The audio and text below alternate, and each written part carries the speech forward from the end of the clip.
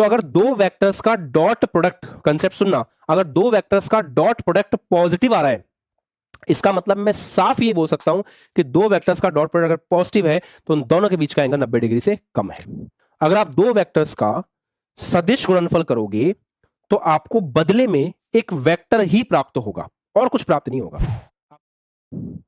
Hello hello hello, हाँ जी, hello student, स्वागत है आप सभी का आशीष सिंह लेक्चर्स की इस लेटेस्ट लाइव स्ट्रीम में। प्यारे बच्चों नमस्कार, कैसे हो आप सभी लोग? उम्मीद करता हूं बहुत ही बेहतरीन होंगे और एएसएल के साथ मेरे बच्चों की पढ़ाई एकदम शानदार चल रही होगी। चलिए, तो आज हम वेक्टर के अंदर आगे बढ़ेंगे और आज हम सबसे पहला टॉपिक लेने जा रहे हैं जिसका नाम है स्थिति सदिश।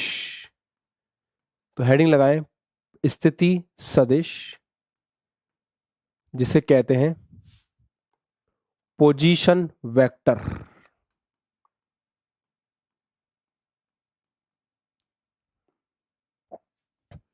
बेटा as the name suggest, position vector का काम है पोजीशन बताना। ठीक है, as the name suggest, position vector का काम क्या है?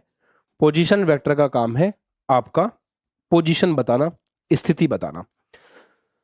तो चलो देखते हैं ये स्थिति कैसे बताता है। उससे पहले मैंने आपको एक सवाल दिया था, मैं उस सवाल को भी ले लेता हूं।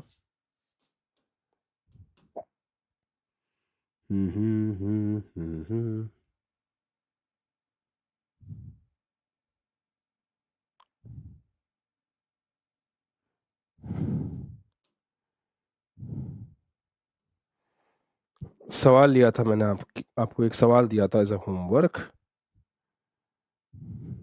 ये सवाल था ना? कर लेंगे, कोई दिक्कत नहीं है।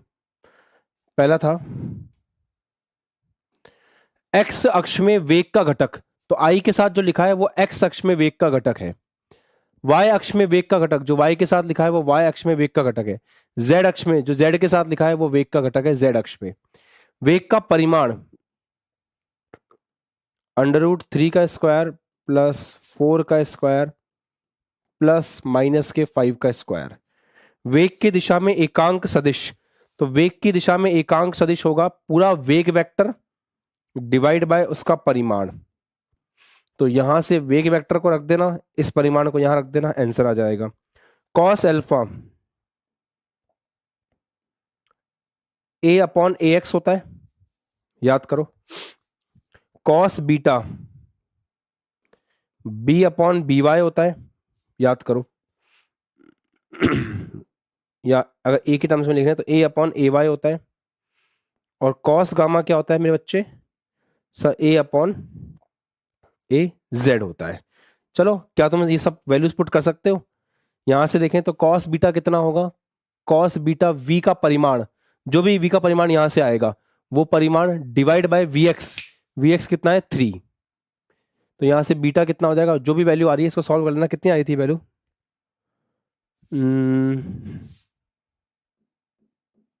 ये वैल्यू आपकी कितनी आ रही है? √9 + 16 + 25, तो ये आ रहा है आपका √50 आ रहा है ना। आंसर लिखो कमेंट सेक्शन में, कितने आए तुम्हारे, है ना? कमेंट सेक्शन में आंसर लिखोगे। अरे मैंने उल्टा कर दिया क्या? हाँ हाँ हाँ, सॉरी बेटा, उल्टा कर दिया अपन ने। एक्चुअल में AX/A था, सॉरी, कॉस बीटा AY/A था।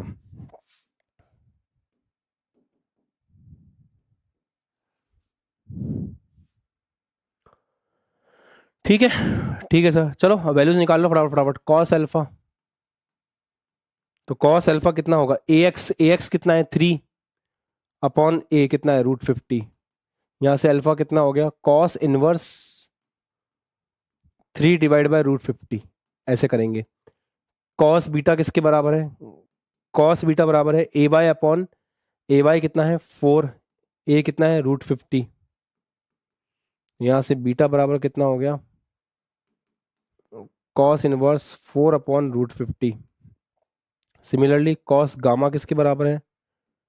कॉस गामा आपका बराबर है AZ/A। वैल्यू की बात कर रहे हैं अपन, सिंपल है ना, 5 डिवाइड बाय, और A कितना है? √50। बस कर लेना इसको। मतलब आप ऐसे कर सकते हो ना, इसको इसको नीचे लिख सकते हो,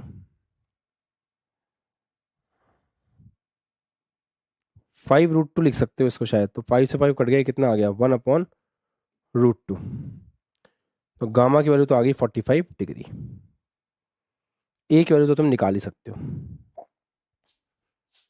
ठीक है। बाकी वैल्यूज ही निकाल पा रहे कोई बात नहीं, बट ए की वैल्यू तो एटलीस्ट निकाल ही सकते हो। ए की वैल्यू निकालना तुम्हारे लिए कौन सी मुश्किल का काम है।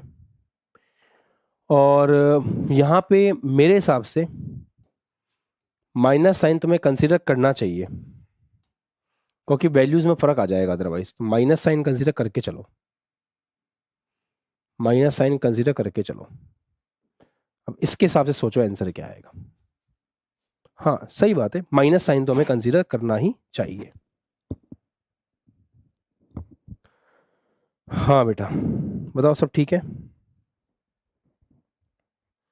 और माइनस साइन कंसिडर करोगे तो 45, 180 माइनस 45, 135 डिग्री सही आंसर होगा। सही बात है, 135 डिग्री सही आंसर होगा। क्यों, माइनस साइन को कंसिडर करना पड़ेगा, क्योंकि एंगल तो माइनस के हिसाब से भी चेंज हो जाता है। यहां भले ही मत करो, यहां भले ही मत करो, बट यहां नहीं करोगे तो आंसर गलत आएगा। यहां तो करना ही पड़ेगा। कितनों का सही था भाई साहब?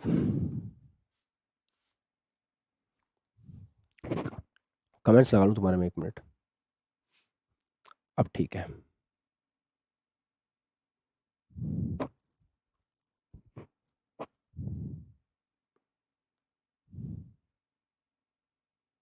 हम्म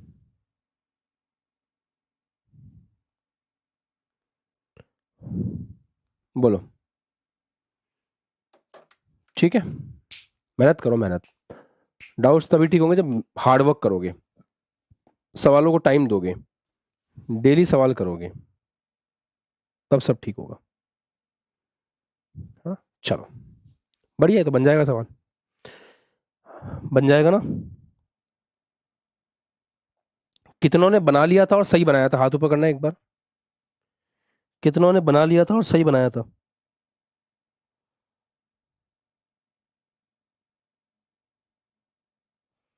कितनों ने बना लिया था और बिल्कुल सही बनाया था, हाथ ऊपर करो।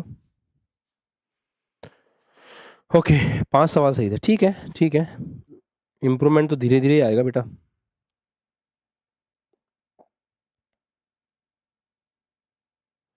एकदम तो इम्प्रूवमेंट कैसे ही आएगा, नहीं आएगा एकदम इम्प्रूवमेंट। चलो ठीक है, अब आ जाओ तुम आज के कंसेप्ट पे, जिसका नाम है स्थिति सदिश। जैसे मान लो आपके पास एक पॉइंट है,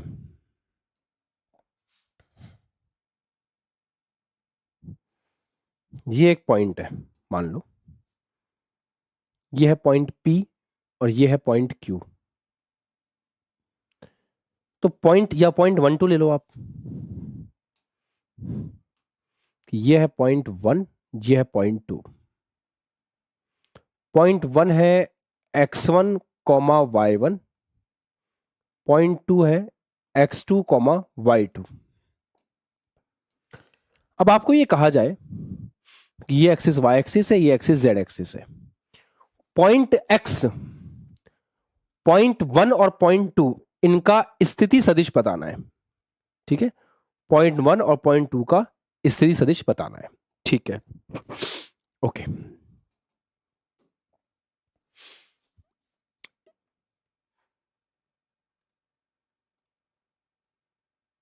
कैसे बताएंगे देखना।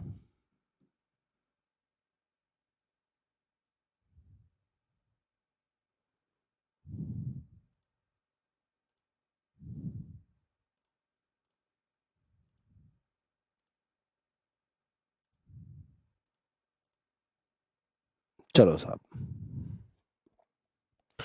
पॉइंट 1 का स्थिति सदिश होगा जो आपका मूल बिंदु है, उस मूल बिंदु से आपको उस वेक्टर की तरफ, उस पॉइंट की तरफ एक वेक्टर बनाना पड़ेगा। ये जो वेक्टर है R1 वेक्टर, ये R1 वेक्टर कहलाएगा।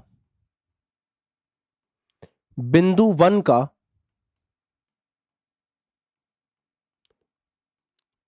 स्थिति सदिश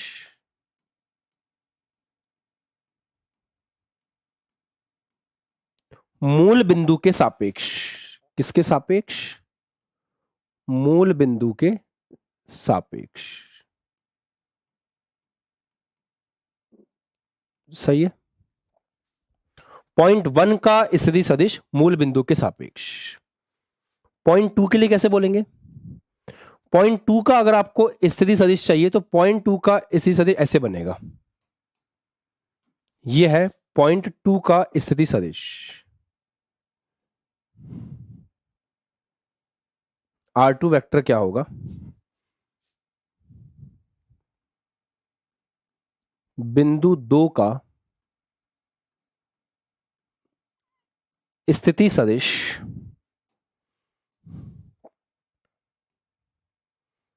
बिंदु 2 का स्थिति सदिश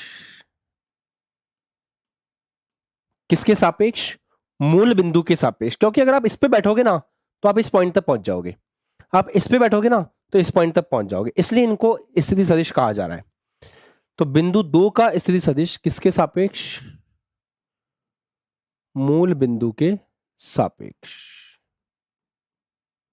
मूल बिंदु के सापेक्ष। Got it?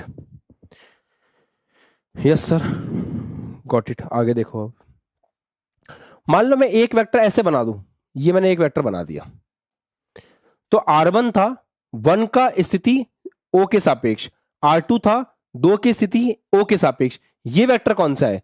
ये वेक्टर होगा R12 वेक्टर। इस वेक्टर को क्या बोलेंगे? इसको बोलेंगे R12 वेक्टर। और R12 वेक्टर क्या होगा?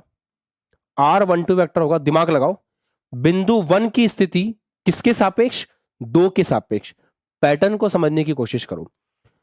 बिंदु 1 की स्थिति, या सिंपल ऐसे हो सकते हो, 1 का स्थिति सदिश, 1 का स्थिति सदिश किसके सापेक्ष? 1 का स्थिति सदिश 2 के सापेक्ष।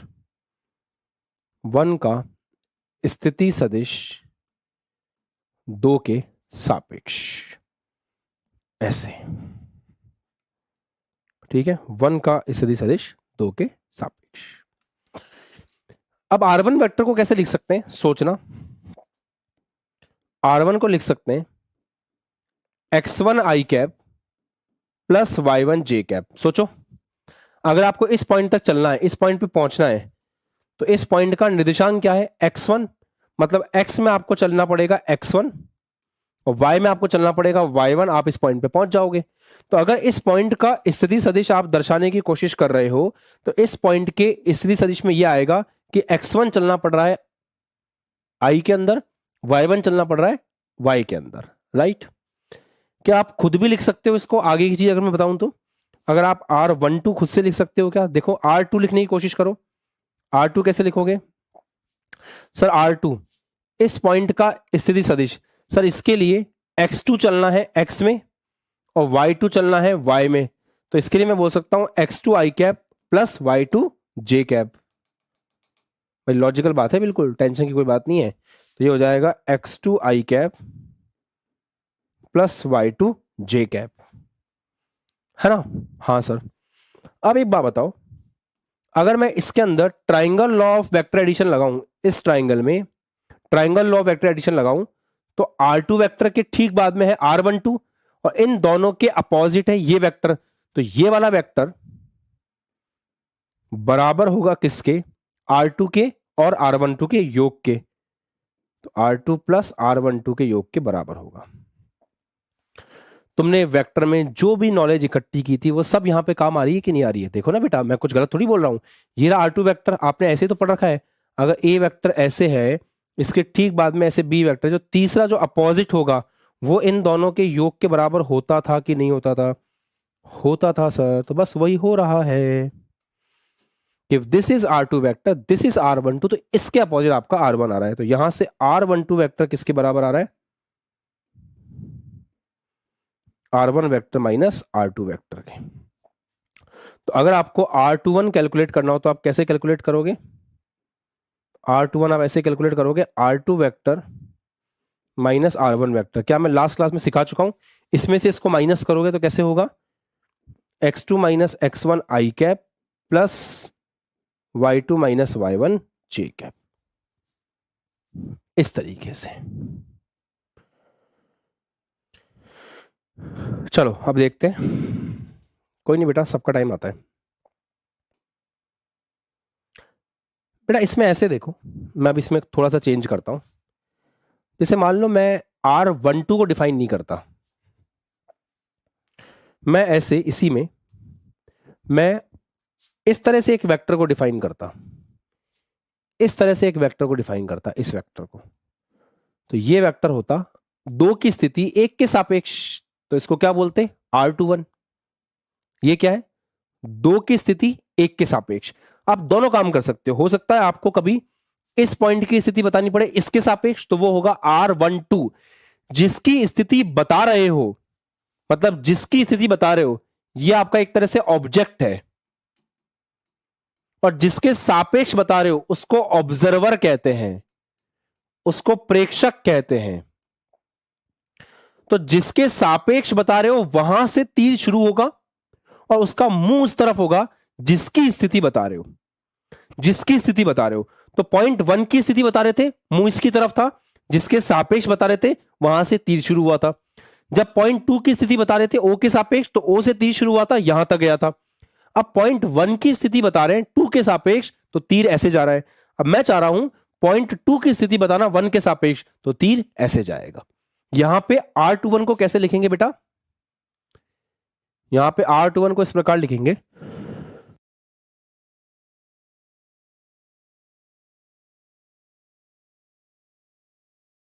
तो इसको ऐसे लिखेंगे कि ये होगा 2 की स्थिति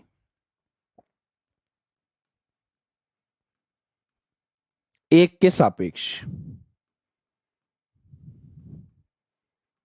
इसको ऐसे लिखेंगे 2 की स्थिति एक के सापेक्ष। गॉट इट, मजा आया, बिल्कुल आया सर। चलो दोस्तों अब एक काम करते हैं, लिखते हैं सब कुछ। तो R1 वेक्टर को कैसे लिख सकते हो, वही sir x1 I cap plus y1 J cap, ऐसे ही लिख सकते हैं। बेटा R2 वेक्टर को कैसे लिख सकते हो सर, वही x2 आई कैप प्लस y2 जे कैप, ऐसे ही लिख सकते हैं, बिल्कुल सही बात है। अब यहां पे इस ट्राइंगल में आ जाओ, तो इस ट्राइंगल में क्या कहानी बैठ रही है जरा देखो। इस ट्राइंगल को ध्यान से देखोगे तो R1 वेक्टर ऐसे है, R2 वेक्टर ऐसे, उसके अपोजिट है ये। तो यहां पे R1 प्लस R21 बराबर होगा R2 के। त्रिभुज संबंधी योग का नियम, तो त्रिभुज संबंधी योग का नियम चेक करते हैं। अगर ये R1 है तो इसके ठीक बाद में ये है और इसके अपोजिट ये है, तो R1 cap R1 vector plus R21 vector किसके बराबर होगा, R2 वेक्टर के बराबर होगा। अब यहां से R21 वेक्टर को लिख सकते हैं R2 vector minus R1 vector, ऐसे कर पाओगे क्या, आराम से एनालाइज करो, कोई जल्दी नहीं है।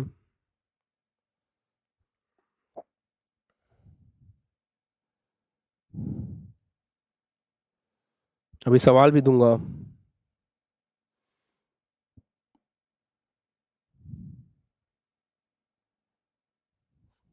ठीक है, आर आप ऐसे समझो, R21 का मतलब है दो की स्थिति एक के सापेक्ष, सिंपल, मुंह जिसकी तरफ जा रहा है उसके सापेक्ष, उसके दूसरे के सापेक्ष। R12 का मतलब है एक की स्थिति दो के सापेक्ष, मतलब R21 में ये आपका ऑब्जेक्ट है और ये आपका ऑब्जर्वर है, ये आपका ऑब्जेक्ट है, ये आपका ऑब्जर्वर है, ऐसे। तो one is object and one is observer. चलो साहब देखते हैं। अब यहां से अगर R21 लिखोगे तो कैसे लिखा जाएगा, यहां से अगर R21 लिखोगे तो R2 माइनस R1 करना पड़ेगा ना, तो x2 माइनस x1, और यहां पे क्या हो रहा था, यहां पे अरे सॉरी सॉरी सॉरी सॉरी, मैंने सेम ही तो पढ़ा दिया यार, नहीं मैंने सेम घड़ी पढ़ाया है, तो फिर यहां पे मैंने कैसे लिख दिया ये गलत लिख दिया ना यहाँ पे। ये चीज उठा लो, ऑब्जर्व सही किया था, बस उसको लिखने में गलती कर दी। R1 माइनस R2 होगा ना ये। तो ये होगा X1 माइनस X2 आई कैप। तुम इसलिए कंफ्यूज हो रहे थे क्या? और Y1 माइनस Y2 जे कैप, ये ऐसा हो जाएगा। लॉजिकल है, उसमें क्या है, यहाँ जो लिखा उसी को यहाँ इंप्लीमेंट करना है बेटा। ठीक है, यहाँ सही होगा। यहाँ पे R21 निकाल लो तो R21 यहाँ पे हो जाएगा X2 minus X1 I cap. तुम यही थोड़ा बहुत कंफ्यूज हो गए होगे ना, कोई बात नहीं। Y2 minus Y1 J cap. ठीक है, आप करेक्ट तो आपने कर ही लिया होगा, तो कोई टेंशन वाली बात नहीं है।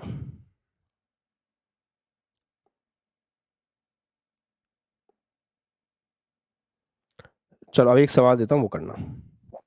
बढ़िया सवाल देता हूं, मतलब आपको कंसेप्ट की प्रैक्टिस हो जाए ऐसा सवाल देता हूं।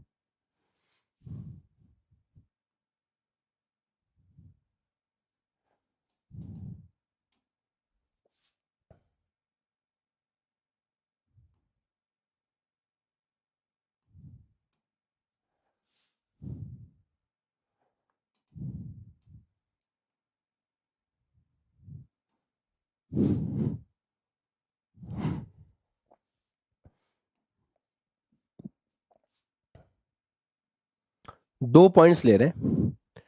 पॉइंट है 6,2,-1 और एक पॉइंट है बेटा 4,5,3। ठीक है, 4,5,3 तीनों हैं इसके अंदर, आई जे के तीनों हैं। अब मुझे ये कहना है आपसे कि अगर ये मेरा ऑब्जेक्ट है, तीनों एक्सिस है इसके अंदर, ठीक है, जेड एक्सिस भी है, ऑब्वियस सी बात है। मेरा ये कहना है कि अगर ये ऑब्जेक्ट है और ये ऑब्जर्वर है, तो आपको बताऊं क्या लिखना है। मान लो ये 1 है, ये मान लो 2 है, तो आपको 3 चीजें कैलकुलेट करनी है। पहला तो 1 का स्थिति सदिश कॉपी में कैलकुलेट करो। सेकंड, 2 का स्थिति सदिश कॉपी में कैलकुलेट करो। तीसरा, इसकी स्थिति इसके सापेक्ष, 1 की स्थिति 2 के सापेक्ष। और चौथा कैलकुलेट करो 2 की स्थिति 1 के सापेक्ष। चलो चुपचाप शुरू हो जाओ बिना कुछ बोले। हटाओ ये ऑब्जर्वर वगैरह, हटाओ ऑब्जेक्ट ऑब्जर्वर, तुम तो 1 2 के हिसाब से कर लो। चलो बेटा तीनों काम खत्म करो फटाफट, ये चारों चीजें कैलकुलेट करो। स्टार्ट हो जाओ।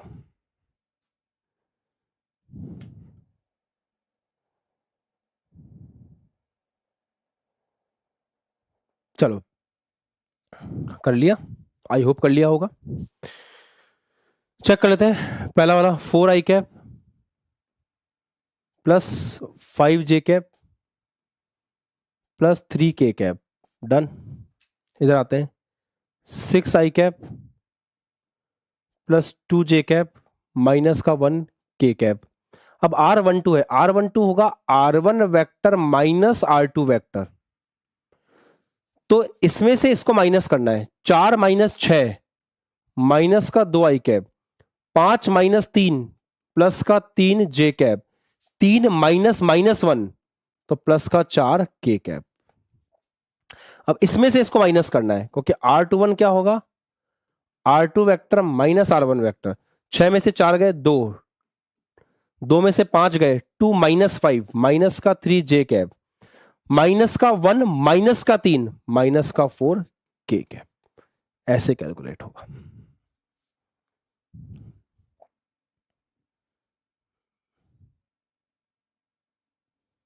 ठीक है,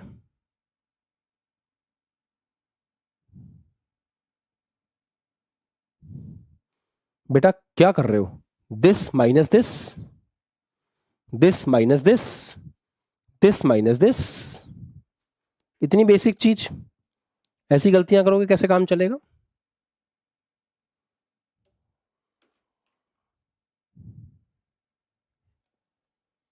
सही है, गुड। चलो तो ये पोजीशन वेक्टर वगैरह आपको बढ़िया समझ में आ गया होगा, ऐसी मुझे उम्मीद है। अब हम आगे बढ़ते हैं। अब हेडिंग लगाएं, सदिशों को गुणा करना।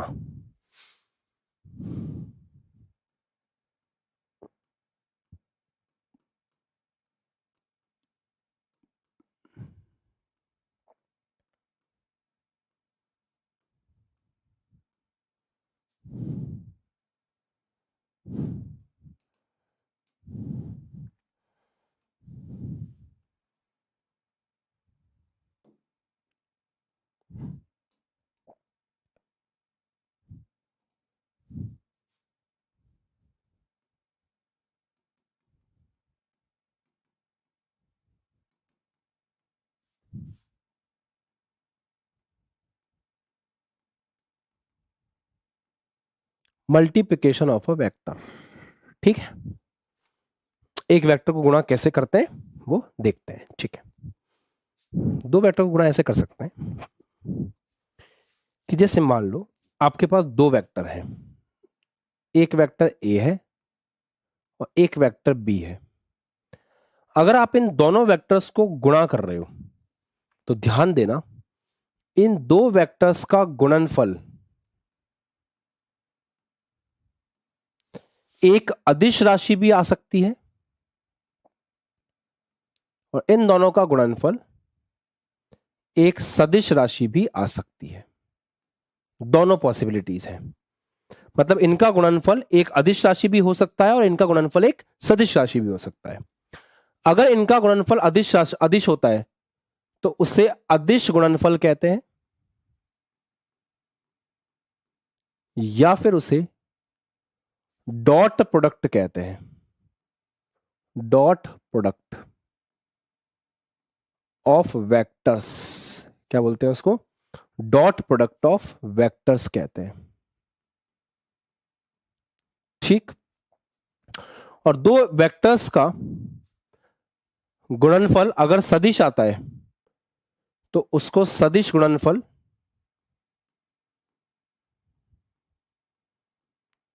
उसको सदिश गुणनफल या उसको क्रॉस प्रोडक्ट ऑफ वेक्टर्स भी बोलते हैं।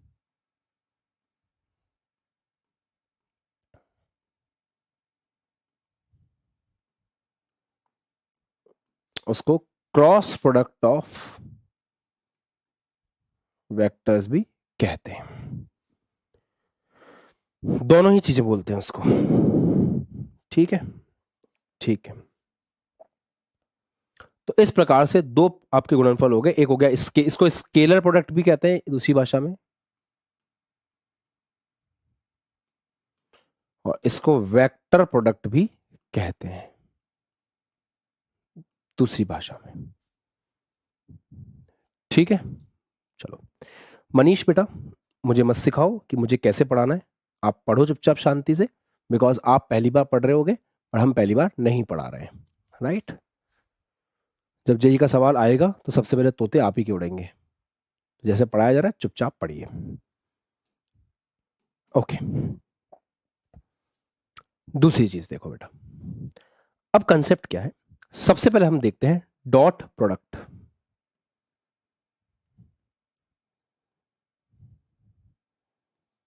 जिसे कहा जाता है अदिश गुणनफल।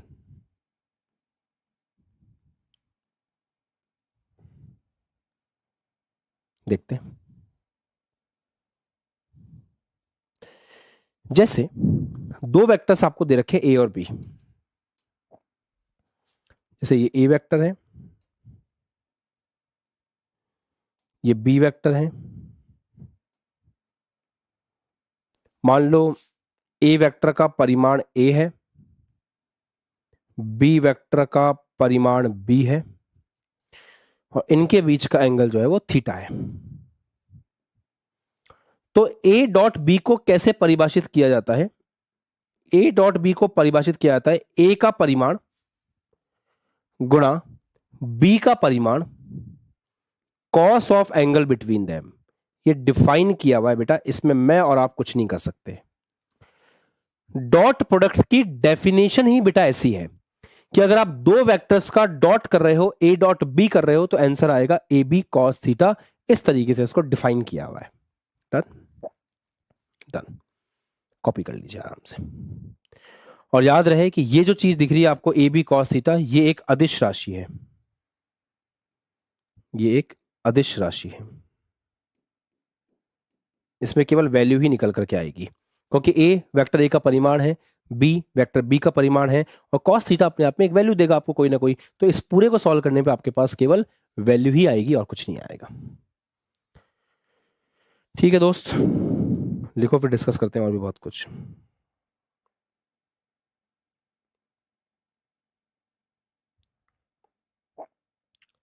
अब इसके कुछ स्पेशल कैप्सूल्स डिस्कस करते हैं।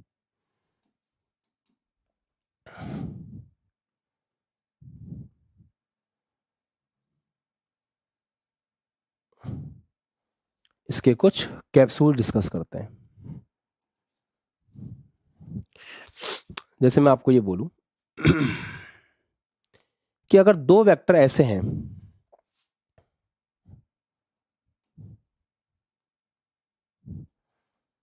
कि एक वेक्टर ये रहा और एक वेक्टर ये रहा, this is A vector, this is B vector, इनके बीच का एंगल कितना है? थीटा है।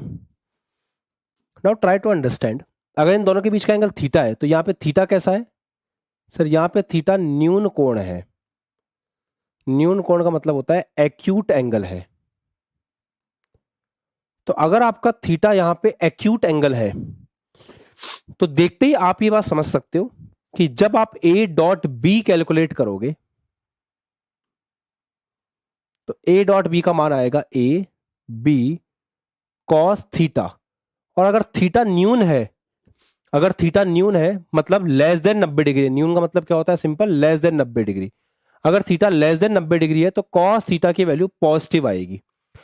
तो अगर दो वेक्टर्स का डॉट प्रोडक्ट, कंसेप्ट सुनना, अगर दो वेक्टर्स का डॉट प्रोडक्ट पॉजिटिव आ रहा है, इसका मतलब मैं साफ ये बोल सकता हूं कि दो वेक्टर्स का डॉट प्रोडक्ट अगर पॉजिटिव है तो उन दोनों के बीच का एंगल 90 डिग्री से कम है। क्लियर? पहली बात। दूसरी बात, अगर दोनों के बीच का एंगल 90 डिग्री से ज्यादा हुआ, भाई आपका ए वेक्टर ऐसे हुआ मान लो और बी वेक्टर ऐसे हुआ, ये इनके बीच का एंगल हुआ, तो अगर एंगल इनके बीच का थीटा अधिक कोण हुआ, अगर ये थीटा अधिक कोण हुआ या फिर ये एंगल ऑब्ट्यूज हुआ, तो इस एंगल के ऑब्ट्यूज होने से एक प्रॉब्लम पैदा हो जाएगी।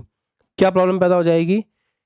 कि अगर थीटा 90 डिग्री से ज्यादा हुआ तो जब आप डॉट प्रोडक्ट लेने जाओगे तो डॉट प्रोडक्ट में ए बी कॉस थीटा, अगर थीटा की वैल्यू 90 से ज्यादा हुई तो कॉस थीटा का मान सभी को पता है कि सेकंड क्वाड्रेंट में नेगेटिव आता है। तो अगर ए डॉट बी नेगेटिव निकल के आता है तो समझ जाना कि दोनों वेक्टर्स के बीच का एंगल कैसा था? ऑब्ट्यूज था। सही है ना? क्योंकि आप देखो, ये ए कभी नेगेटिव हो नहीं सकता, बी कभी नेगेटिव हो नहीं सकता। अगर ये पॉजिटिव है, तीनों पॉजिटिव होंगे, यहां भी ए पॉजिटिव होगा, बी पॉजिटिव होगा हमेशा, पर अगर ये नेगेटिव हो गया तो ओवरऑल आंसर क्या आ जाएगा? नेगेटिव आ जाएगा। ऐसे सोचने की क्षमता डेवलप करनी है आपको जेई में, ऐसे सोचने की क्षमता डेवलप करनी है आपको नीट में, बस ये चाहिए। अब ए वेक्टर ये इस तरफ है ऐसे, बी वेक्टर ये ऐसे। अगर इन दोनों के बीच में एंगल 90 डिग्री है तो दो वेक्टर्स के बीच में अगर एंगल 90 डिग्री है, अगर थीटा 90 डिग्री के बराबर है, तो याद रखना ए डॉट बी का मान कितना आएगा? ए डॉट बी होगा, मैं छोटा ए छोटा बी ले रहा था ना अभी तक, तो वही लेता हूं। पहले वाले का परिमाण दूसरे वाले का परिमाण कॉस 90, कॉस 90 कितना होता है? 0। तो दो वेक्टर्स के बीच में अगर एंगल 0 डिग्री है तो उनका डॉट प्रोडक्ट 0 आएगा। दो वेक्टर्स के बीच में अगर एंगल आपका इस प्रकार से हो, या दो वेक्टर्स के बीच में एंगल 90 है तो 0 आएगा, या दो वेक्टर्स का डॉट प्रोडक्ट 0 है तो एंगल उनके बीच में क्या होगा? 90 डिग्री होगा। या इस हिसाब से तो अगर मैं I cap dot J cap calculate करूं, या J cap dot K cap calculate करूं, या I cap dot J cap calculate करूं, sorry I dot cap dot K cap calculate करूं, तो वैल्यू कितनी आएगी? सोचो, डॉट प्रोडक्ट आई मतलब एक्स एक्सिस और आई कैप का मतलब परिमाण 1 क्योंकि यूनिट वेक्टर है। उसके बाद दूसरा वाला जे कैप है, यूनिट वेक्टर है। कॉस आई और जे में एंगल कितना होता है? एक एक्स एक्सिस है, एक वाई एक्सिस है, एंगल कितना हुआ? 90 डिग्री, तो वैल्यू कितनी आ जाएगी? 0। ऐसे ही जे डॉट के करोगे तो 1 गुणा 1 कॉस 90, वैल्यू कितनी आ जाएगी? 0। 1 गुणा 1, आई और के में एंगल कितना होगा? कॉस 90, वैल्यू कितनी आ जाएगी? 0। और इसी प्रकार अगर आई डॉट आई निकालें तो वैल्यू कितनी आएगी? आई डॉट आई का मतलब होगा आई एक यूनिट वेक्टर है, तो यूनिट वेक्टर का परिमाण कितना होता है? 1। दूसरा भी यूनिट वेक्टर है, परिमाण कितना होता है? 1। आई क्या है? X axis. दूसरा आई क्या है? वो भी एक्स एक्सिस है। ठीक है कि नहीं? कॉस 91 होता है दिव्यांश शर्मा। क्या कर रहे हो? क्या कर रहे हो बेटा?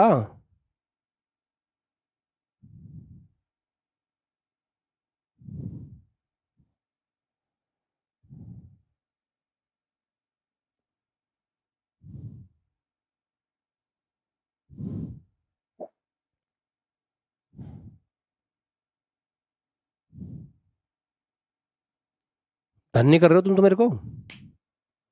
चलो कॉस कितना आ जाएगा? 0। ये आ जाएगा 1। तो कहीं भी आई डॉट आई आ जाए तो 1 आ जाएगा। ऐसे ही जे डॉट जे निकालोगे 1।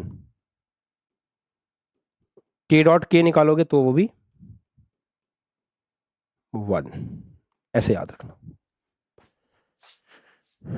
ठीक है बेटा, चलो बढ़िया।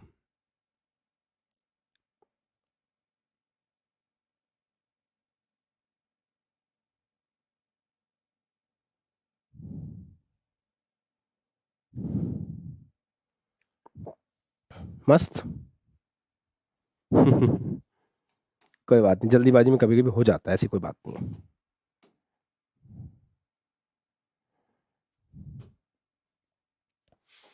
जैसे मान लो एक वेक्टर आपको दे रखा है, ए वेक्टर,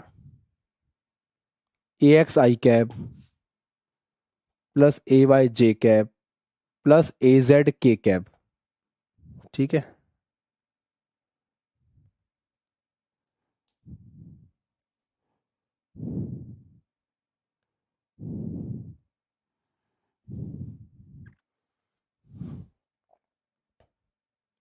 और एक वेक्टर दे रखा है B X I cap plus B Y J cap plus B Z K cap, और आपको कहा है दोनों का डॉट करो।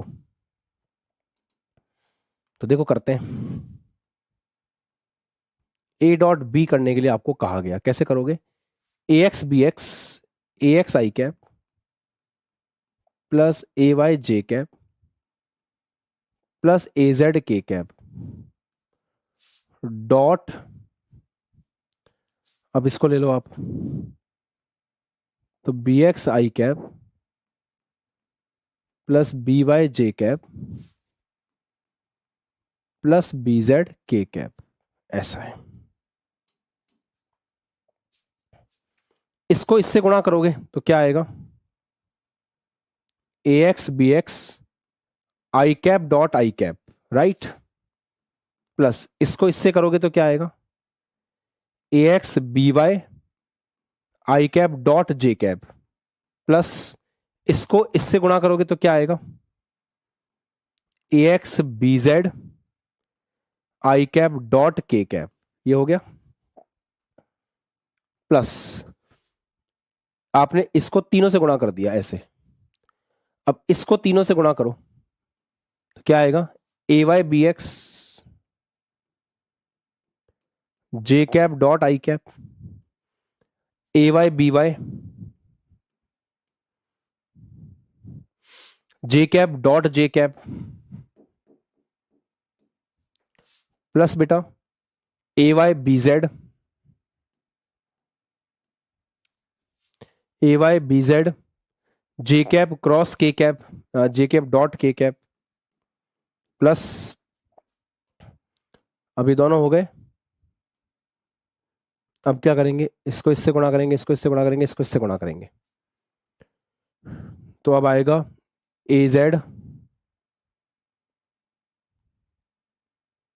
बी एक्स के cap dot I cap, plus आएगा ए जेड बी वाई के cap dot J cap, plus में आएगा ए Z B Z K cap dot K cap. अब सोचिए कहानी कैसी होगी। अब देखो इसमें से कौन कौन जीरो हो रहा है, चेक करो एक बार जाके, जाके चेक करो एक बार, इनमें से कौन कौन जीरो हो रहा है। हैव अ लुक, देखो जाके चेक करो इनमें से कौन कौन जीरो हो रहा है। ओके, बढ़े आगे। चलो, जो डिफरेंट डिफरेंट है वो सब जीरो हो जाएंगे। आई और जे जीरो, आई और के जीरो, जे और आई जीरो, जे और के और आई जीरो, के और जे जीरो।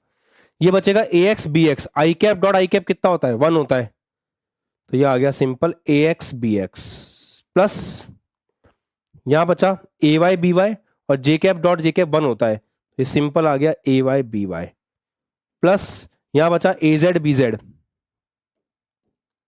बस ये होता है ए डॉट बी। तुम्हें कुछ नहीं करना, तुम्हें एक्स एक्स को एक्स से गुणा कर देना है, वाई वाई को वाई से गुणा कर देना है और जेड जेड को जेड से गुणा कर देना है, बस बात खत्म।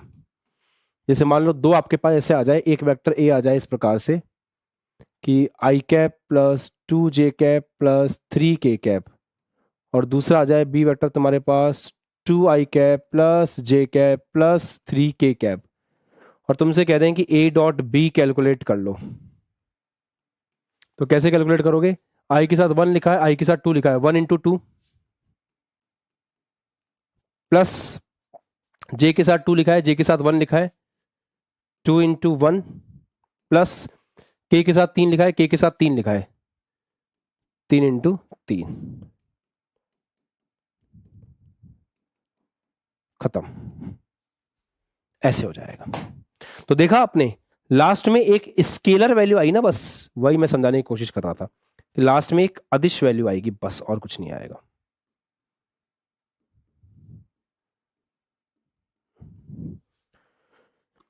लास्ट में इस प्रकार का एक अदिश मान आएगा और कुछ नहीं आएगा।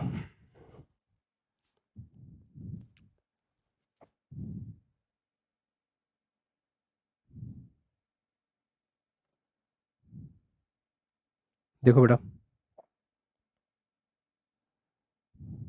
ठीक है, मस्त, गॉट इट, ठीक है। अब एक छोटा सा कंसेप्ट और है, उसको देख लो। ये तो आसान आसान चीजें, इनमें कुछ ज्यादा ऐसा नहीं है। आप ऐसे देखो, कंपोनेंट ऑफ ए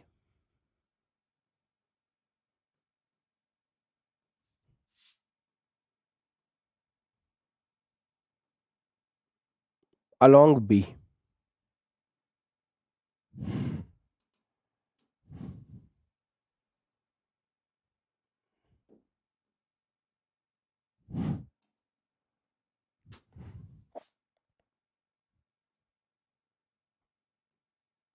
ए का घटक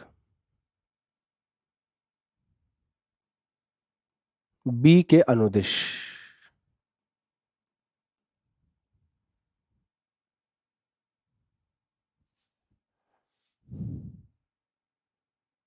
ए का घटक बी के अनुदिश। चलो देखते हैं।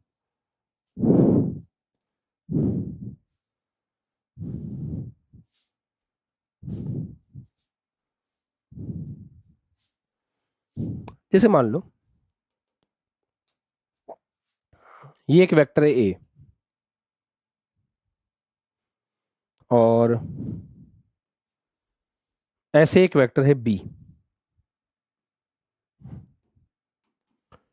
तो इस ए का घटक कितना आएगा यहां पे?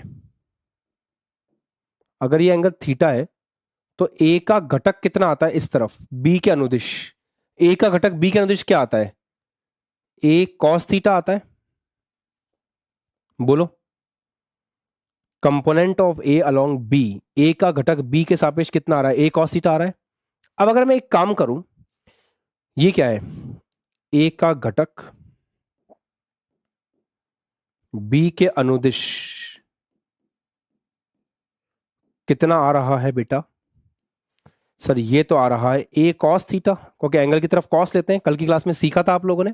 हाँ सर सीखा था। अब अगर मैं इसको बी से गुणा कर दूं और बी से भाग कर दूं, देखना, अगर मैं इसको बी से गुणा कर दूं और बी से भाग कर दूं, तो ये आ गया A B cos theta upon B. याद करो, अभी भी पढ़ाया था, ये क्या है? इसको लिखा जा सकता है ए वेक्टर डॉट बी वेक्टर, लिख सकते हैं। हाँ सर। डिवाइड बाय, ये क्या है? ये तो बी वेक्टर का परिमाण है, तो इसको ऐसे लिखा जा सकता है बी वेक्टर का परिमाण। तो इस कंसेप्ट को याद रखना कि ए का सदिश, ए का घटक बी के अनुदिश, वेक्टर ए का घटक बी के अनुदिश ऐसे लिखा जाता है, A dot B divide by B vector का परिमाण, ऐसे लिख सकते हैं। इस पर जेई ने पीवाईक्यूज पूछ रखे हैं, जेई के पीवाईक्यू बनते हैं इसके ऊपर, जेई ने इसके ऊपर सवाल पूछ रखे हैं बेटा। तो देखते हैं बेटा किस प्रकार के सवाल पूछे हैं जेई ने। जेई का सवाल आया था, मुझे निकाल लेने दो बस।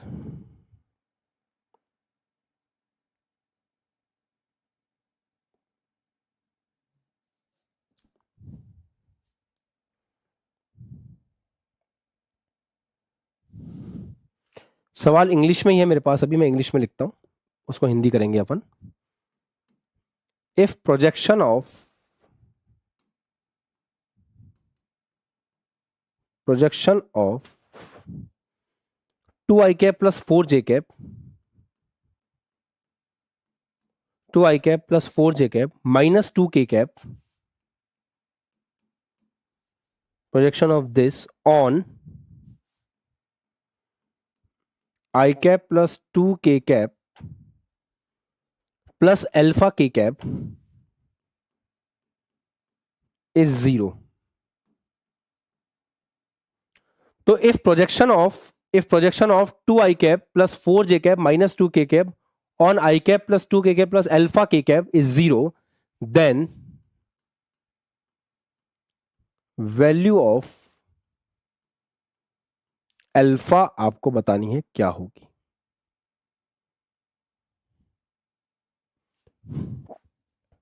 इंटीजर टाइप में सवाल आया हुआ है कि आपको अल्फा की वैल्यू बतानी है।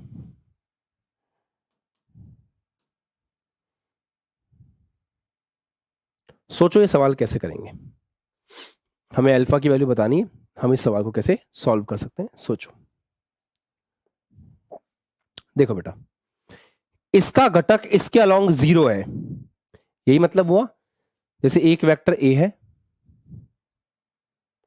वो वेक्टर है 2i cap plus 4j cap minus का 2k कैप।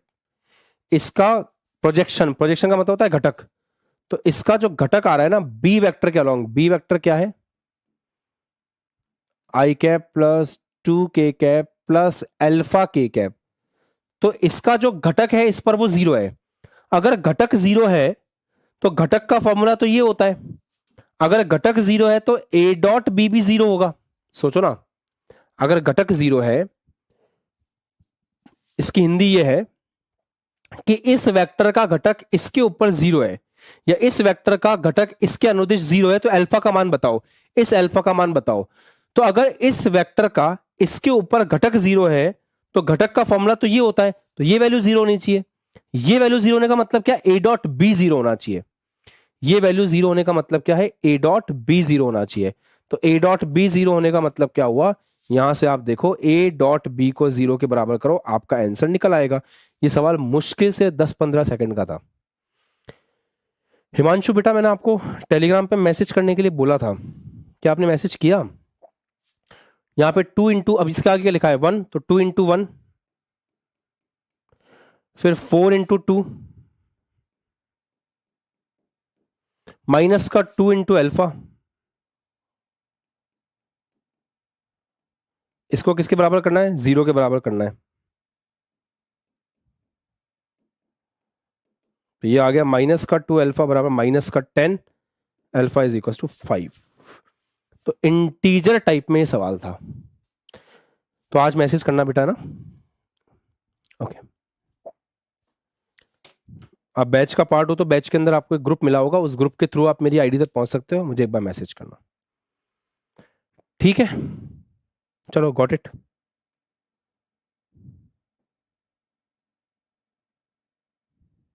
बढ़िया। अब देखते हैं क्रॉस प्रोडक्ट।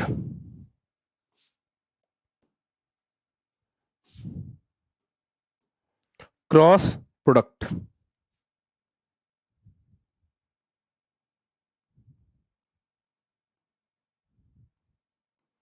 या जिसे कहते हैं अदिश गुणनफल, क्रॉस प्रोडक्ट, या जिसे कहते हैं अदिश गुणनफल, क्रॉस प्रोडक्ट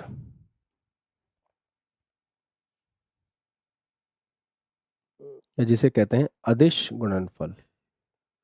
चलो ओके,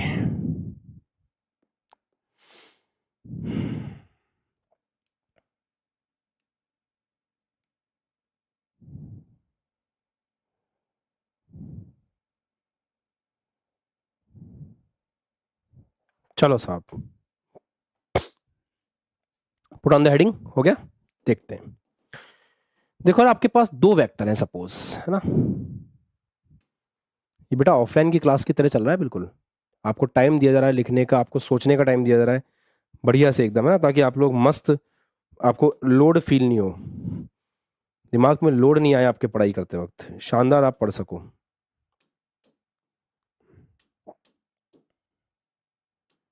तो हम तो इस तरह पढ़ाने में विश्वास रखते हैं।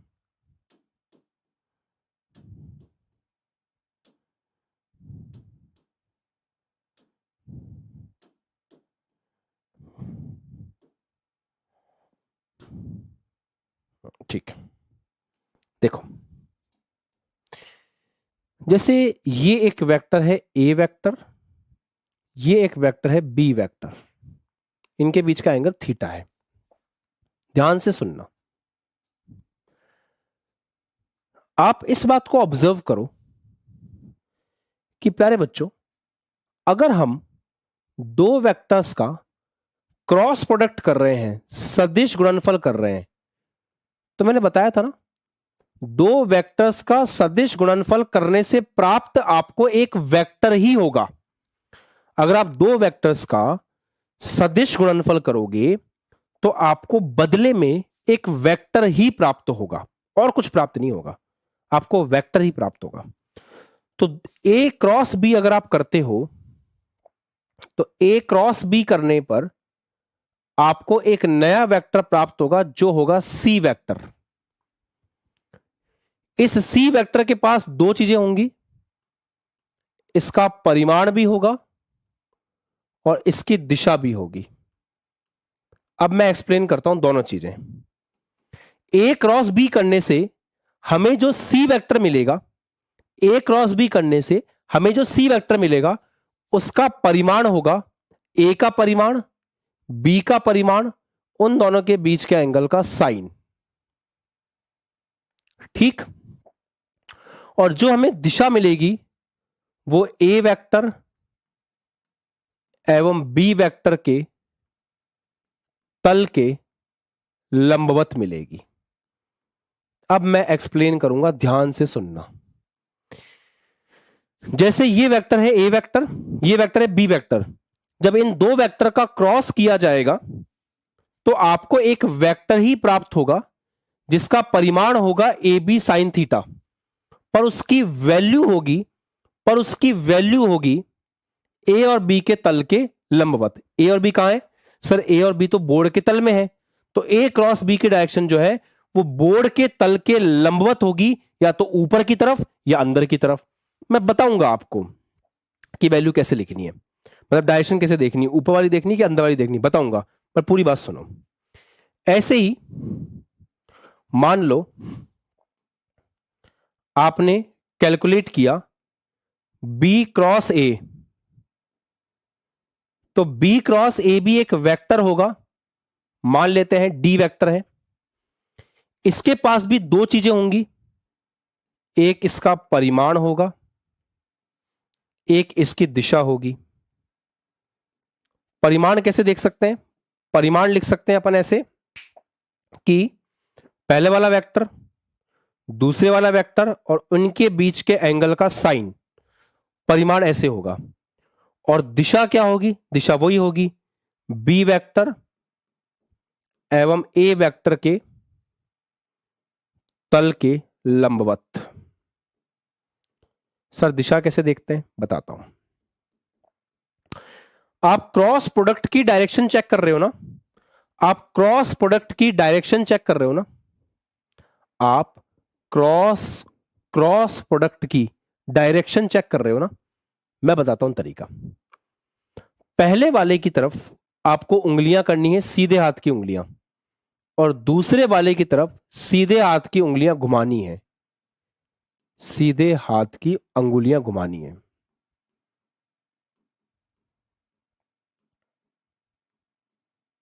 तो पहले कौन लिखा हुआ है? ए। बाद में कौन लिखा हुआ है? बी।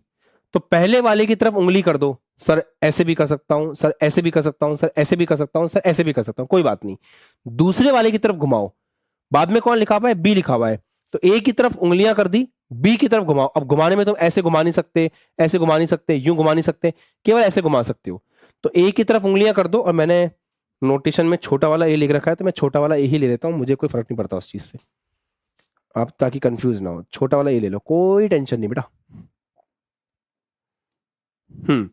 तो ए की तरफ उंगलियां कर दी, बी की तरफ घुमाओ ऐसे। अंगूठा पता है किसकी डायरेक्शन देगा?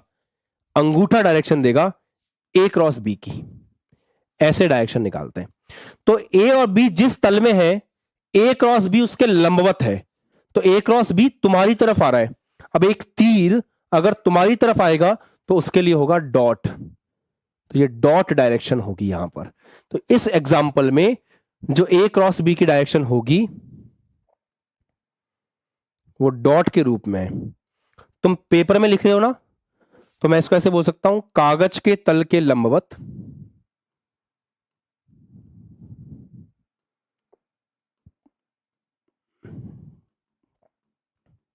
कागज के तल के लंबवत तुम्हारी ओर, कागज के तल के लंबवत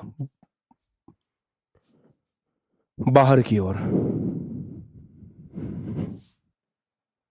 ऐसे। Done. Sir B cross A calculate करो। जो पहले लिखा है उसकी तरफ उंगलियां कर दो, दूसरे वाले की तरफ घुमाओ। तो पहले लिखा है बी, उसकी तरफ उंगलियां कर दो। पहले लिखा है बी, उसकी तरफ उंगलियां कर दो। पहले लिखा है बी, उसकी तरफ उंगलियां कर दो। पहले लिखा है बी, उसकी तरफ उंगलियां कर दो। दूसरे वाले की तरफ घुमाओ, दूसरे वाले की तरफ घुमाओ। अंगूठा बताएगा डायरेक्शन। अंगूठा कहां आ रहा है? अंदर की तरफ।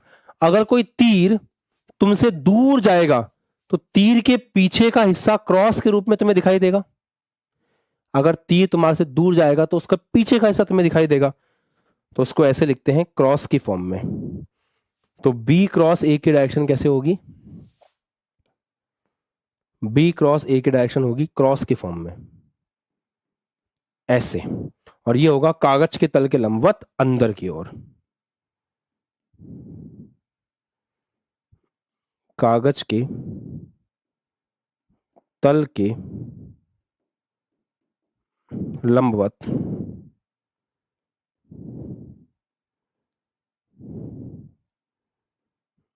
अंदर की ओर। इसको आप राइट हैंड थंब रूल बोल लो, जो भी कहना चाहो, इसका नाम जो भी आपको रखना हो आप रख सकते हो।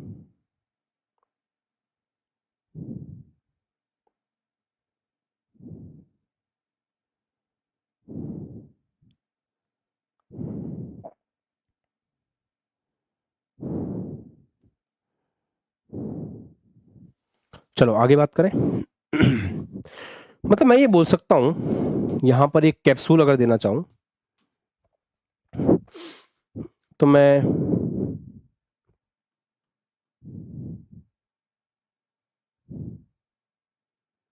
आपको एक ऐसा कैप्सूल दे सकता हूं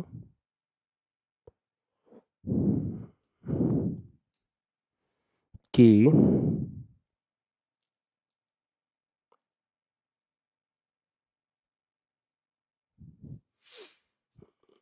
ऐसे है ए वेक्टर,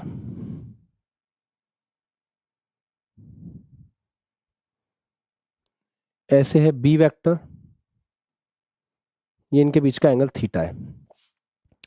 तो जो ए क्रॉस बी की डायरेक्शन है ना, वो ए के लंबवत है। क्या ये बात सही है? ए क्रॉस बी की डायरेक्शन है डॉट की फॉर्म में।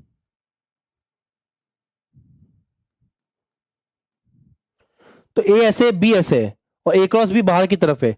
तो ए क्रॉस बी तो ए के लंबवत हुआ ना? हाँ सर। बेटा ए क्रॉस बी जो है वो बी के भी लंबवत हुआ। कैसे? देखो ऐसे, बी ये रहा, और ए क्रॉस बी कैसे? ऐसे। तो इनके बीच में एंगल कितना बन रहा है? 90 बन रहा है।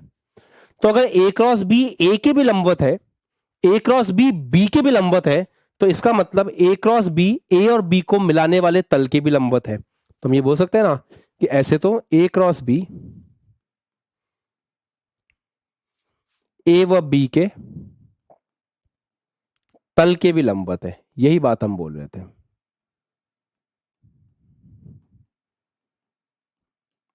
चलो अब एक बार एक्स वाई जेड का गेम भी देख लेते हैं।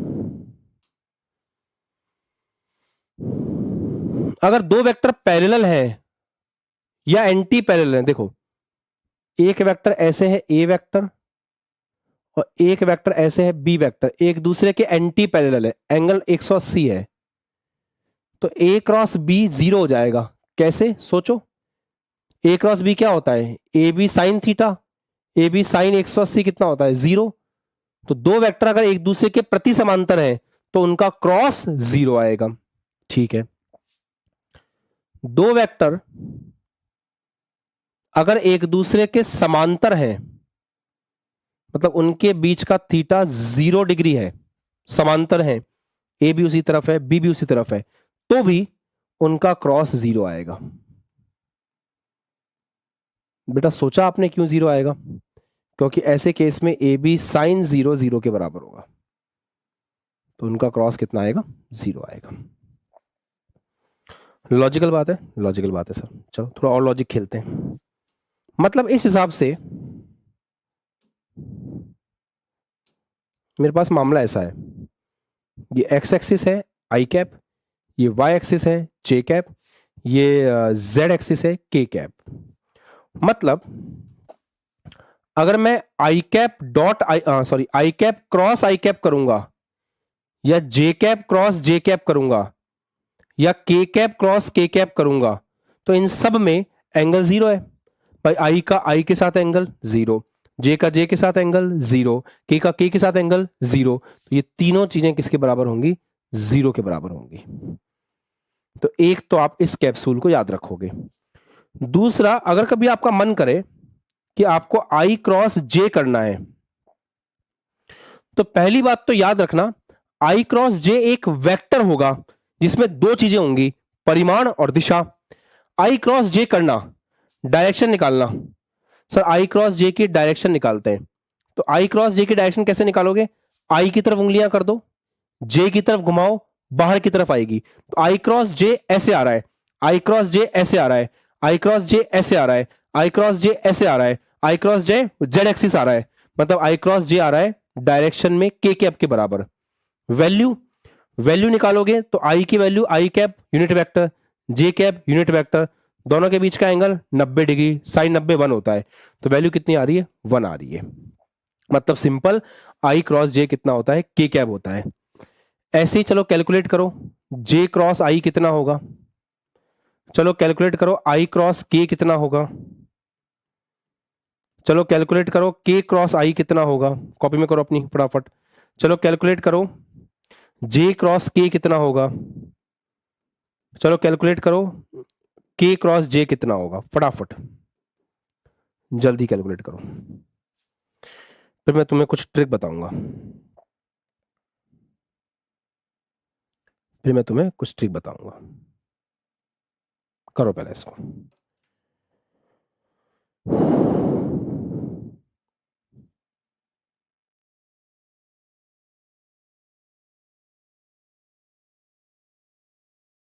तो निपटा लिया, देख लेते हैं। जे क्रॉस आई वैल्यू मुझे पता है 1 आएगी, आप वो देखो इन सबकी वैल्यू 1 1 1 1 1 आएगी, क्योंकि सब पे 90 डिग्री का एंगल बन रहा है, वो ठीक है। आप ये देखो कि डायरेक्शन क्या है, तो मैं सिंपल ऐसे लिख दूं 1 1 1 वैल्यू, तो लिखने की जरूरत क्या है। जे क्रॉस आई, जे क्रॉस आई, जे क्रॉस आई अंदर आ रहा है, के का उल्टा माइनस के,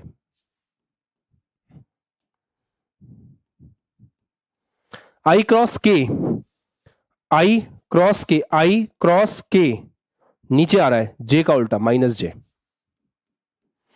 के क्रॉस आई, के आई उधर है, के क्रॉस आई जे,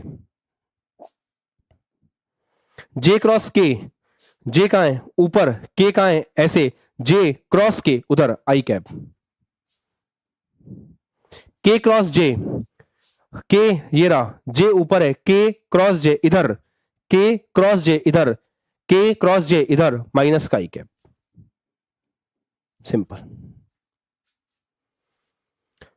अब कुछ नहीं करना है, एक कैप्सूल ले मस्त रहो। आशीष सर का कैप्सूल ये कहता है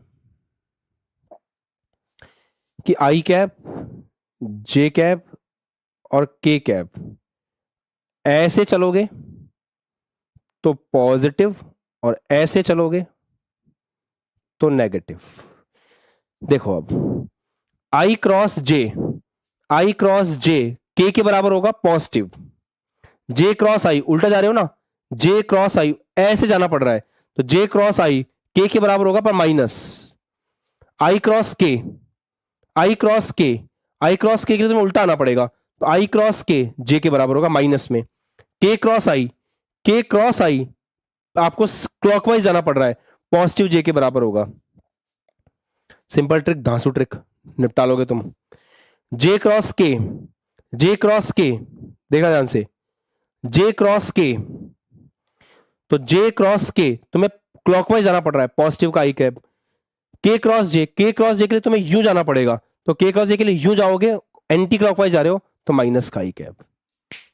ऐसे तुम आराम से कर सकते हो, इस टिप्स, इस ट्रिक से आराम से हो जाएगा।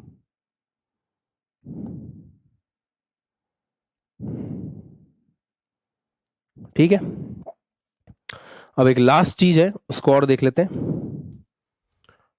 भाई देखो, मान लो आपको ऐसे वेक्टर दे रखा हो कि ए वेक्टर ऐसे दे रखा है आपको,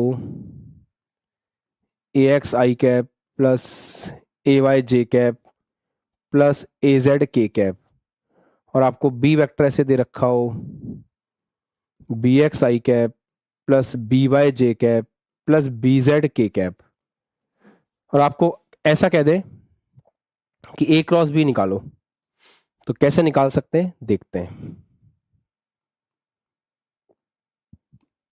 सबसे पहले तो आपको ऐसे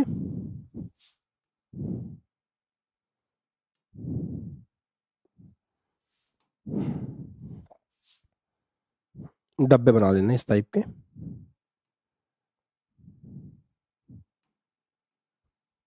ऐसे डब्बे बना लेने।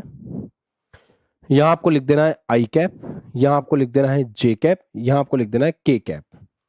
फिर ये ए X A Y A Z है ना, इसको ऐसे लिख दो, ए X A Y A Z. तरीका सीख, ठीक है।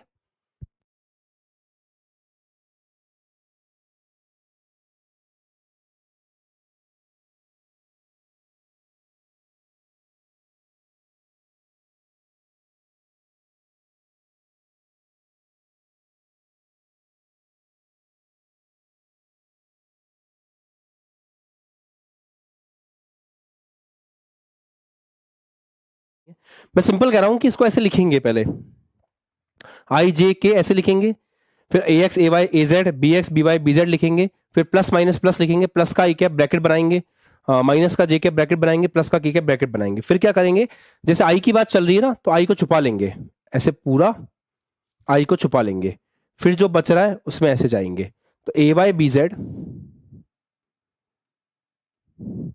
Minus B Y A Z ऐसे लिखेंगे। लिख लिया? Yes sir. अब क्या करेंगे, इसको छुपाएंगे और इसको छुपाएंगे, अब ऐसे जाएंगे, तो A X B Z minus B X A Z ऐसा करेंगे, ठीक है। फिर के को छुपाएंगे, इसको छुपाएंगे, इसको छुपाएंगे, फिर ऐसे करेंगे, तो A X B Y minus A X B Y minus B X A Y, ऐसे ए क्रॉस बी की वैल्यू निकल करके आएगी। और आप देख पा रहे हो, और आप देख पा रहे हो कि ये भी वेक्टर ही आएगा लास्ट में। अभी मैं एक सवाल देता हूं, उस सवाल से आप खुद ट्राई करना। मैं एक सवाल देता हूं, तुम खुद ट्राई करो, चलो। बस आज का आखिरी सवाल, इस चैप्टर का भी आखिरी सवाल, फिर आपको सवालों की प्रैक्टिस करने के लिए और डीपीपीस मिलेंगी। और फिर आपको मिलेगा, आपको कैप्सूल बुक के भी सवाल करने हैं। अब ये चैप्टर आपके लिए खत्म है मेरी तरफ से। तो ए वेक्टर कितना आ रहा है, 2i cap plus 3j cap minus का 4k कैप, ऐसे B vector i cap minus का 2j कैप प्लस का 3k कैप, 3k कैप। ठीक है, चलो देखो आराम से, देखो, सोचो, समझो, विचार करो, बढ़िया से ऑब्जर्व करो। मेरा सवाल है, बी क्रॉस ए आपको कैलकुलेट करना है। शुरू हो जाओ, बी क्रॉस ए कैलकुलेट करना है।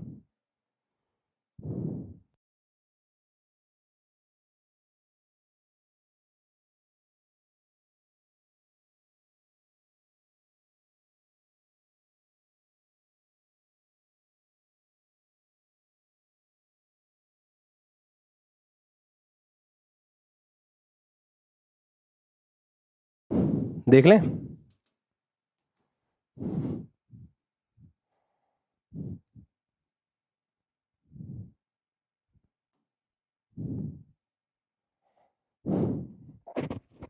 बी क्रॉस ए करना है तो पहले बी लिखा जाएगा फिर ए लिखा जाएगा, ये ध्यान रखना। ए क्रॉस बी करना होता है तो पहले यहां पे ए के लिखते हैं फिर बी के लिखते हैं, बी क्रॉस ए करना है पहले यहां पे बी के लिखेंगे, तो 1 माइनस का 2 एंड 3, इसके लिए फिर लिखेंगे 2 3 माइनस का 4, ये प्लस ये माइनस ये प्लस, क्या सिखाया था, प्लस का आई कैप लिखो ब्रैकेट बना लो, माइनस का जे कैप लिखो ब्रैकेट बना लो, प्लस का के कैप लिखो ब्रैकेट बना लो। अब शुरू करो, इसको छुपा लो, इसको छुपा लो, ऐसे ही करना है ना, इसको छुपा लो, इसको छुपा लो। अब दिस इंटू दिस, तो माइनस के 2 से माइनस का 8 गुणा करोगे तो कितना आएगा, 4 दूनी 8, किसमें, प्लस में।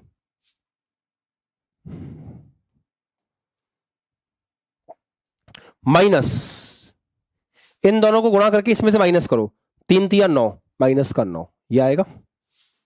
परफेक्ट है सर।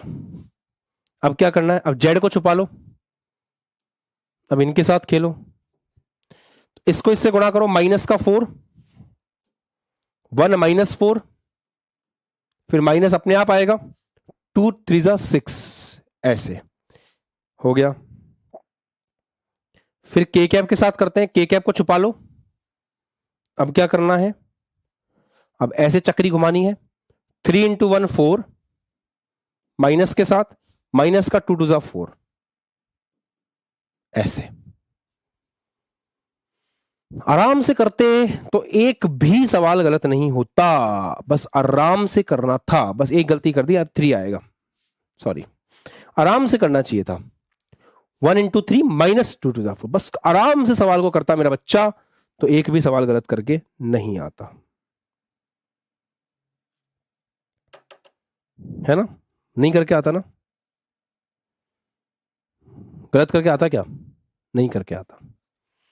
क्या आंसर निकल के आएगा, माइनस का I cap minus minus plus minus का 10 प्लस का 10 जे कैप और ये आ जाएगा प्लस का 7 के कैप। कोई तुमसे इस वेक्टर का परिमाण पूछ ले, मतलब ये आपने बी क्रॉस ए कैलकुलेट किया है ना, तो आपका बी क्रॉस ए ये आया है, माइनस का आई कैप प्लस का 10 जे कैप प्लस का 7 के कैप। कोई तुमसे इसका परिमाण पूछ ले तो निकाल लोगे क्या सर? परिमाण के लिए तो वही होता है ना, अंडर रूट आई के साथ जो लिखा है उसका स्क्वायर प्लस जे के साथ जो लिखा है उसका स्क्वायर पर के साथ जो लिखा है उसका स्क्वायर, ऐसे अपन कैलकुलेट कर सकते हैं। इसका यूनिट वेक्टर पूछे तो भी कर सकते हो, इसमें इसका भाग लगा दो, है ना। अब आप ए क्रॉस बी कैलकुलेट करके देखना कितना आता है। कहीं ऐसा तो नहीं होता कि इसको माइनस से गुणा कर दो तो ए क्रॉस बी आ जाए, कैलकुलेट करके देखना। कहीं ऐसा तो नहीं है कि इसको माइनस से गुणा कर दे और ये आ जाए, कैलकुलेट करके देखना, कैलकुलेट करके देखना। और जब कैलकुलेट करके देखोगे ना तो यही होगा, इसको माइनस से गुणा कर दो ए क्रॉस बी आ जाएगा, आई कैप माइनस का 10 जे कैप माइनस का 7 के कैप। भले आप ऐसे निकाल के देख लेना। तो सही बात है, ए क्रॉस बी जो है वो ऑब्वियस सी बात है माइनस होता है बी क्रॉस ए का, क्योंकि वैल्यू तो सेम ही होती है, डायरेक्शन का फर्क होता है। ए क्रॉस बी ऐसे आता है और बी क्रॉस ए ऐसे आता है, तो दोनों में डायरेक्शन का तो फर्क है, और तो क्या ही फर्क है। Got it? चलो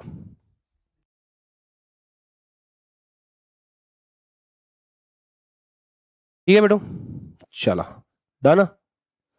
कोई दिक्कत परेशानी समस्या नहीं है? फिर मस्त ऐसे करना है। चलो ठीक है, तो फिनिश कर लेना इस चीज को। मिलेंगे अब आपसे अगली क्लास में।